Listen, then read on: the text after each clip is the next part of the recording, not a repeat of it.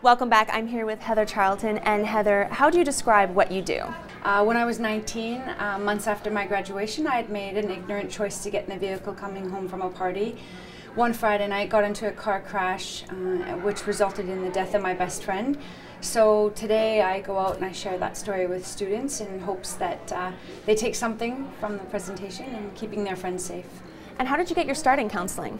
So part of it was court ordered. The judge had said some parts of my consequences of my choices were to go out and be the poster child for drunk driving, and so that's how I got started.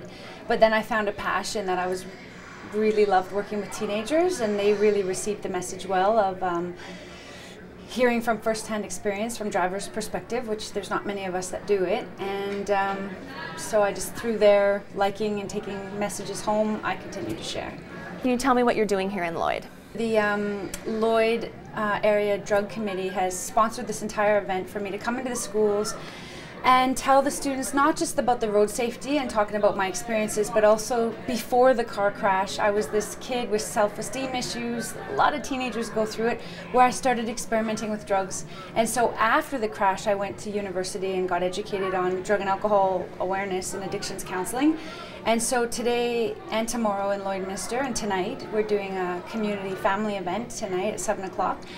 And it's about just letting the public know, hey, these are the realities around drug culture, and these are some of the prevention techniques that the students should be aware of.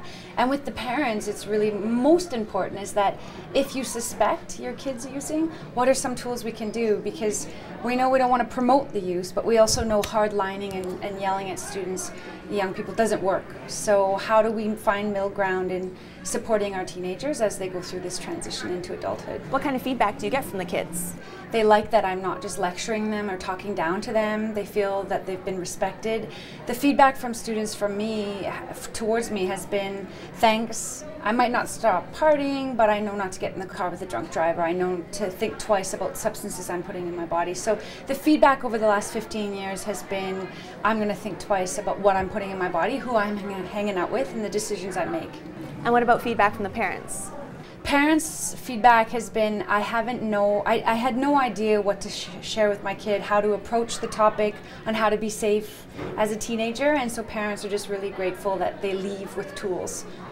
And sharing that, you know, my mom struggled with this, I was a terrible teenager, and them just feeling like it's approachable and they leave with tools. What's the biggest thing that you hope that people take away from your presentations? My hope is the bigger message is how do we keep our friends safe as we're growing up as teenagers, and as they hear that global message, the little messages around we all have self-esteem issues, how do we get through it, how do we keep active, how do we get through to 21 years of age and make sure that our families aren't burying us. And if people want to find out more about you, where do they go? So I have a website, www.youdecide, the letter udecide.ca is my website. On there you have my email and my cell number, and that's when people, anytime, I tell the students as well, if it's a year from now, you can always email me with questions, comments, anything. No question's a stupid question, and it's my job in Vancouver to find out the latest and greatest around drug culture in our provinces. And do you find a lot of students reaching out to you after you leave a school? Absolutely. So many students aren't comfortable to talk amongst their peers and ask questions. So I get questions about specific drugs, or how do I support my family uses, how do I support my mom or my dad, my best friends. So absolutely, students get in touch on what they should do. Well, thank you very much for talking with us, and hopefully we'll see you again in other schools around our communities. Up next, local recycling helps more than just the environment.